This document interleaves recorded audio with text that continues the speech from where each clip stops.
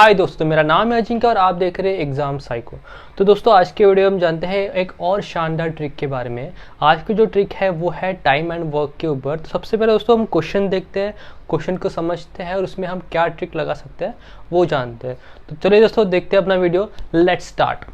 तो सबसे पहला क्वेश्चन समझते हैं दोस्तों। क्वेश्चन क्या कह रहा है? क्वेश्चन ये कह रहा है ABC can complete the piece of work in 10, 15 and 20 days. मतलब क्या कि ABC नाम के कोई 3 बंदे हैं, वो पहला बंदा जो A है वो 10 डेज में काम कंप्लीट कर सकता है, B जो है वो 15 डेज में काम कंप्लीट कर सकता है और C जो है वो 20 डेज में काम कंप्लीट कर सकता है। ठीक है, इसके बाद क्या पूछा है? If one of them is allowed to work for a day in a given order. मतलब ये वाला जो सेंटेंस है ना दोस्तों, ये बहुत इंपॉर्टेंट है। वो ये क्या कर रहा है बेसिकली कि एक दिन में खाली एक ही बंदा काम कर सकता है। मतलब ABC जो है, ABC से पहले दिन खाली A काम करेगा, सेकंड डे B काम करेगा और थर्ड डे C काम करेगा। साइमल्टेनियसली कोई काम नहीं करेगा। ठीक है, ये सेकंड सेंटेंस का मीनिंग है। थर्ड सेंटेंस क्या बोल रहा है? In how many days work would be gate completed. मतलब कितने दिनों में ये पूरा काम कंप्लीट होगा। ठीक है, तो सबसे पहला स्टेप बाय स्टेप चलते हैं। जो डेटा जो है वो सबसे पहला हम लिख लेते हैं कहीं पे। ठीक है, तो क्या कह रहा है कि A जो है दोस्तों, A काम कंप्लीट कर रहा है 10 डेज में, B काम कंप्लीट कर रहा है 15 डेज में और C काम कंप्लीट कर रहा है 20 डेज में।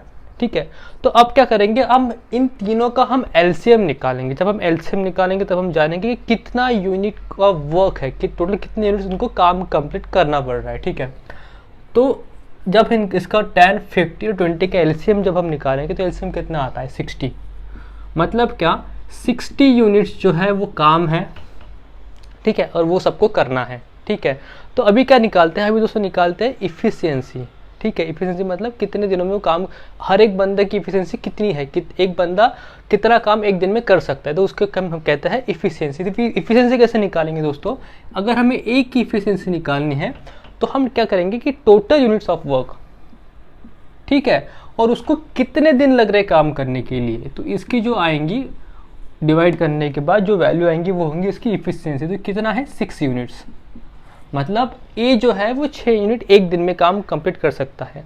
उसी तरीके से अगर हम B की इफिशियंसी निकालें तो टोटल काम कितना है? 60 divided by number of days 15, मतलब कितना? 4 यूनिट्स।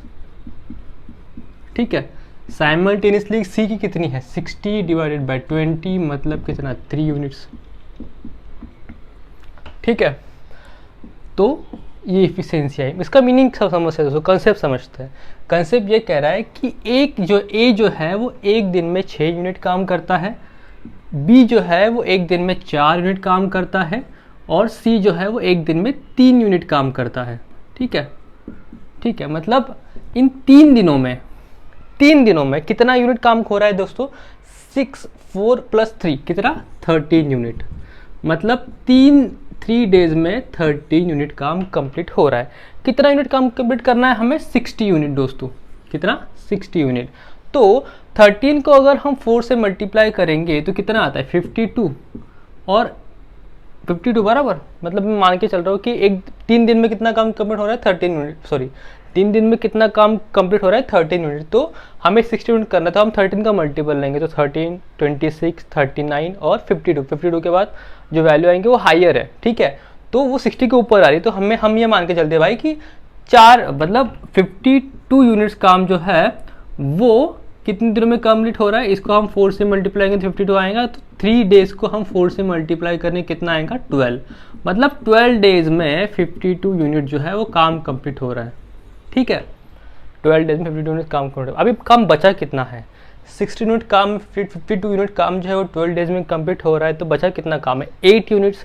तो 8 यूनिट्स अगर काम बचा है तो अभी क्या होगा? ये 3 डेज के मल्टीपल से चल रहा है। तो अगर 8 यूनिट काम कंप्लीट कर रहा है, सबसे पहला कौन आएगा सामने काम कंप्लीट करने के लिए? ऑब्वियसली A आएगा, क्योंकि 3 के मल्टीपल से चल रहा है, इसलिए 12 डेज आ रहे हैं। मतलब ABC इस तरीके से चल रहा है। और 12 डेज में जो लास्ट बंदा होगा 12 डेज वाला, वो ऑब्वियसली C होगा। अभी जो आएगा वो कौन आएगा? वो A आएगा। तो A अगर पहले दिन काम करेगा तो कितना यूनिट काम करेगा? 6। ठीक है, तो A ने फर्स्ट डे मतलब 13th डे पे कितना यूनिट काम किया, कंप्लीट किया? 6। ठीक है, तो 8 - 6 कितना यूनिट काम बचा? 2। ठीक है। तो नेक्स्ट डे कौन आएगा 4, तो एक बी जो है वो 4 यूनिट काम एक दिन में कंप्लीट करता है, बट काम कितना बचा है 2 यूनिट। एक दिन में 4 यूनिट करता है, 2 यूनिट काम बचा है, तो 2 यूनिट काम करने के लिए उसको कितना दिन लगेगा, हाफ डे लगेगा। मतलब बी जो है वो 2 यूनिट काम हाफ डे में कंप्लीट करेगा। मतलब अगर हमें 60 यूनिट काम कंप्लीट करना है तो हमें टोटल कितने दिन लगेंगे, ये देखो 12 डेज ये वाले हो गए, प्लस ए का 1 डे हो गया, प्लस बी का हाफ डे हो गया। मतलब 13.5 डेज हमें लगेंगे टोटल काम कंप्लीट करने के लिए। ठीक है दोस्तों, ये जो वीडियो है एक बार और अच्छे तरीके से देख लेना, क्योंकि इसी से ही कंसेप्ट बनता है और इस तरीके से आप सॉल्व करो, इस तरीके से आप सोचेंगे तो क्वेश्चन में आपके एग्जाम में आपके क्वेश्चन बहुत जल्दी सॉल्व हो जाएंगे दोस्तों। तो मुझे बताना कि वीडियो आपको कैसा लगा, और वीडियो आपको अच्छा लगा हो दोस्तों तो चैनल को सब्सक्राइब और लाइक ज़रूर कर देना। तो मिलते हैं दोस्तों नेक्स्ट वीडियो में किसी और नई ट्रिक के साथ।